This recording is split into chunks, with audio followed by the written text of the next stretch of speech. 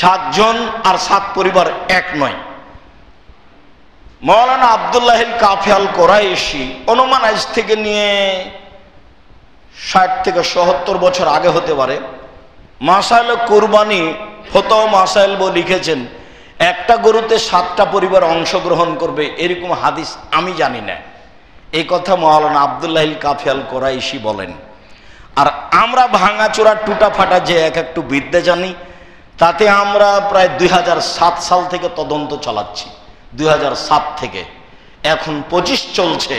রাসূল সাল্লাল্লাহু আলাইহি সাল্লামকে জিজ্ঞাসা করা হয়েছিল সবচেয়ে উত্তম হজ কোনটা, তো আল্লাহ রাসূল উত্তরে বলেছিলেন যাতে বেশি কুরবানি আছে, 8টা 10টা আছে, রক্ত প্রবাহিত বেশি যেখানে আছে, আর যেখানে তালবে বেশি আছে, লাব্বাইক আল্লাহুম্মা লাব্বাইক লাব্বাইক লা শারীকা লাকা লাব্বাইক ইন্নাল হামদা ওয়ান নি'মাতা লাকা লা শারীকা। তালবে আপনি কি পড়বেন?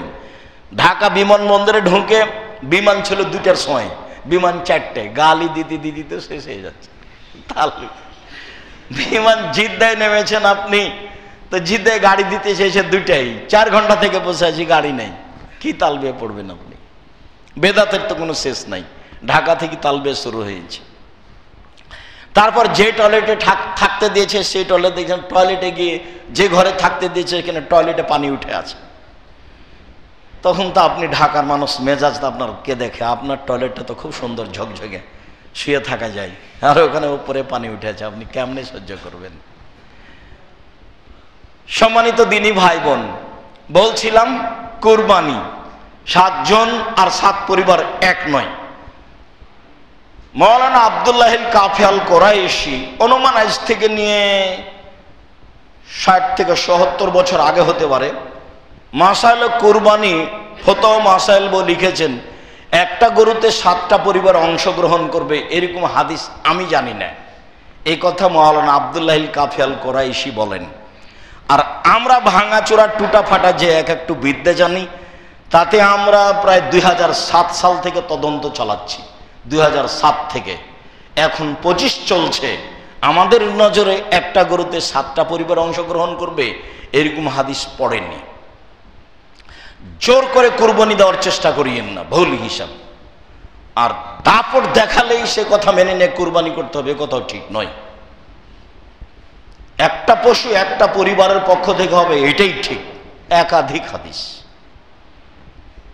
আয়েশা রাদিয়াল্লাহু তাআলা আনহা বলেন, ফাউতিয়া বিহি লিজাহিয়া বিহি, ঠিক আছে এই পশু নিয়ে আসা হলো যে কালোতে খায়, কালোতে হাঁটে, কালোতে শয়, নিয়ে আসা হলে তিনি এটা নিলেন, নিয়ে বলছেন আয়েশা হালুমিল মুদি ওয়াসাজিহা বিহাজারিন, আয়েশা ছুরিটা নিয়ে আসো, ধারালো করে নিয়ে আসো। আল্লাহ রাসূল আয়েশার নাম ধরে কথা বলছেন। স্বামীরও নাম ধরে কথা বলা যায়, স্ত্রীরও নাম ধরে কথা বলা যায়। আগে চলে গেল বুখারী মুসলিমের হাদিস। স্ত্রী সারা হাজেরা বলছেন ইব্রাহিমকে, ইব্রাহিম কোথায় যাচ্ছেন, ইব্রাহিম কোথায় যাচ্ছেন? তো ইব্রাহিমের মতো পৃথিবীতে এত বড় মানুষের নাম ধরে যদি স্ত্রী বলতে পারেন কথা, তা আপনার স্ত্রী আপনার নাম ধরে কথা বলতে পারে না? তবে আপনার বড় ছেলের নামে বলবে, এটাই ভালো। আবু মোহাম্মদ, মোহাম্মদের পিতা আবু মোহাম্মদ, এদিকে শোনো। আবু আব্দুল্লাহ, এদিকে শোনো। আপনিও বলবেন উম্মু আহমদ, আহমদের মা, এদিকে শোনো। এটা এইভাবে বলা সহজ, নাম ধরে বলতে পারেন। আয়েশা ছুরি ধারালো করে নিয়ে আসে, এই কাজ তো আমাদের দেশে পুরুষে করে, মহিলাকে করতে বলছে।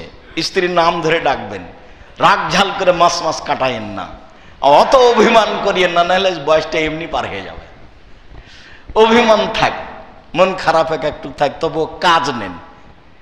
কাজ না নিয়ে অভিমান থাক, তোকে বলবই না, যা তোর সাথে কথাই বলবো না, যা তোর সাথে কথাই নেই।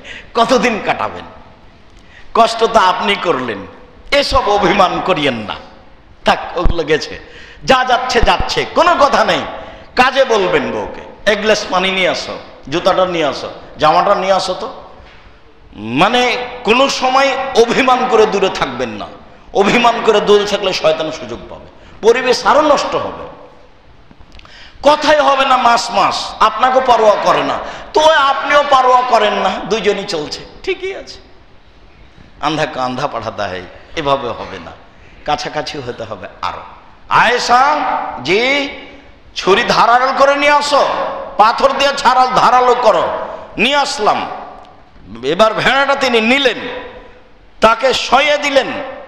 শয়ে দিয়ে বলছেন, আল্লাহুম্মা তাকাব্বাল মিন মুহাম্মদ ওয়া আলে মুহাম্মদ, আল্লাহ তুমি এটা কবুল করো মুহাম্মাদের পক্ষ থেকে, মুহাম্মাদের পরিবারের পক্ষ থেকে। বিসমিল্লাহ, আল্লাহু আকবার। এই যে বুখারী মুসলিমের হাদিস। একটা দম্বা কুরবানি করছেন পরিবারের পক্ষ থেকে, বুখারী মুসলিম, এবং নিজের পক্ষ থেকে। আয়েশা রাদিয়াল্লাহু তাআলা আনহা বলেন, ইন্না রাসূলুল্লাহ সাল্লাল্লাহু আলাইহি সাল্লাম আনহারা আন আলে মুহাম্মাদিন ফি হাজ্জাতিল বিদায়ে বাকারাতান ওয়াহিদা। বুখারী। মুহাম্মদ সাল্লাল্লাহু আলাইহি সাল্লাম তার পরিবারের পক্ষ থেকে এবং তার পক্ষ থেকে বিদায় হজের দিন একটা গরু কুরবানি করেছিলেন। বাকারাতান ওয়াহিদা, একটা গরু। 2, 3, মেখলাব ইবনে সুলাইম রাদিয়াল্লাহু তাআলা আনহু বলেন যে কুন্না ওয়াকুফান মা নবী সাল্লাল্লাহু আলাইহি সাল্লাম বিআরাফা, আমরা আরাফার দিন রাসূলের পাশে দাঁড়িয়েছিলাম আরাফার মাঠে। আরাফার মাঠের বক্তব্যে এক পর্যায়ে তিনি বললেন, ইয়া আইয়ুহান নাস, হে পৃথিবীর মানুষ, মনে রেখো, ইন্না লিকুল্লি আহলি বাইতিন ফি কুল্লি আমিন উযিয়া, প্রতি বছর প্রত্যেকটা পরিবারের পক্ষ থেকে একটা প্রাণী কুরবানি হতে হবে। শতটা করেন? পৃথিবীর মানুষ মনে রেখো, প্রত্যেকটা পরিবারের পক্ষ থেকে অন্তত একটা প্রাণী কুরবানি হতে হবে। আতা ইবনে ইয়াসার রাদিয়াল্লাহু তাআলা আনহু বলেন, সালতো আবু আইয়ুব আল আনসারী, আমি আবু আইয়ুব আনসারী বিশিষ্ট সাহাবীকে বললাম, কাইফা কানাতি যায়া আলা আহাদি রাসূলিল্লাহ সাল্লাল্লাহু আলাইহি সাল্লাম ফিকুম, রাসূলের যুগে আপনাদের কুরবানি কেমন ছিল একটু বলেন তো।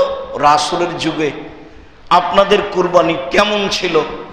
তখন তিনি বলছেন, কানার রাজুলু ইজাহি আনহু আহলে বাইতিহি বিসাত, মানুষ তার পক্ষ থেকে এবং তার পরিবারের পক্ষ থেকে একটি দুম্বা ছাগল জবে করতেন। তারা খেত খাওয়াতো।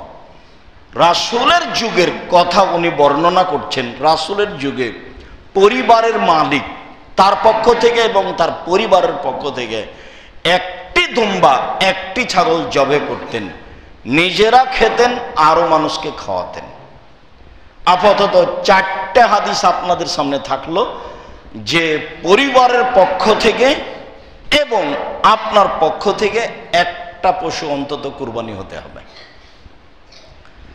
তো ঠিক আছে, ভালো, টাকা বেশি আছে, উট কুরবানি করেন। তার চেয়ে কম আছে ষাঁড় কুরবানি করেন। তার চেয়ে কম আছে খাসি কুরবানি করেন। তার চেয়ে কম আছে ছাগি কুরবানি করেন। তার চেয়ে কম আছে তো ভেড়া ভেড়ি কুরবানি করেন, সবচেয়ে দাম কম। ভাগে যে টাকা লেগেছে ওই টাকা দিয়ে অন্তত 3টে ভেড়া হবে। দাঁত আছে এরকম 3টে খাসি কিনেন, এই টাকা দিয়ে 2-3টে খাসি হবে। ভাগের কুরবানির হিসাব কেন আসলো মাথায়? জোর করে বললেই হবে 7 জন আর 7 পরিবারে এক নয়। আজও যদি 7 জন অংশগ্রহণ করেন একটা প্রাণীতে, গরুতে, তাহলে 7 জনের হবে, ওর পরিবারের পক্ষ থেকে হবে না। সব কথাগুলি মালিক ও তার পরিবার, মালিক ও তার পরিবার, বাপ তার পরিবার, বাপ তার পরিবার, বাপ তার পরিবার, মালিক তার পরিবার। হাদিসটা স্পষ্ট, কেন আমার বুঝে আসে না? 7 জনের পক্ষ থেকে কুরবানি চলবে না এই কথা কেউ বলে থাকলে ভুল হবে, যদিও কথাগুলি সফরের সাথে জড়িত। তারপরেও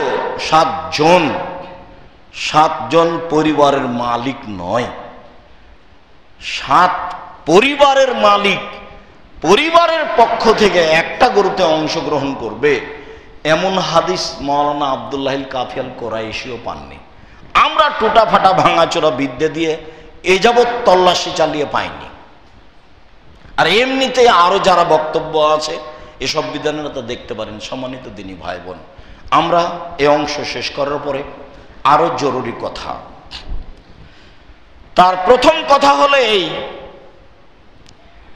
যে কুরবানির চন্দ্র উঠলে সতর্কবাণী। উম্মু সালমা রাদিয়াল্লাহু তাআলা আনহা বলেন, রাসূল সাল্লাল্লাহু আলাইহি সাল্লাম বলেছেন, মান রা হিলালা দিল হিজ্জা ওয়া আরাদা ইউজাহিয়া ফালা ইয়াখুজ মিন শারিহি ওয়ালা মিন আজফারিহি। যখনই যুলহিজ্জা কুরবানির চন্দ্র দেখবে, যে ব্যক্তি কুরবানি করবে সে যেন চুল না কাটে, নখ না কাটে, সে যেন চুল না কাটে, নখ না কাটে। চন্দ্র উঠার হিসাবেই চুল এবং নখ কেটে নিতে হবে, এটাই বিধান। যদিও হাদিসে স্পষ্ট এটাই প্রমাণ হয়, যিনি কুরবানি করবেন তিনি, তো তার পরিবার যদি এর অন্তর্ভুক্ত হয়ে থাকে তো খারাপ নয়, ভালো। তবে আদেশ কুরবানি যে করবে তার জন্য, তো করছে তার পরিবার এবং তার নিজের পক্ষ থেকে, সবাই মিলে এই বিধান পালন করাই ভালো।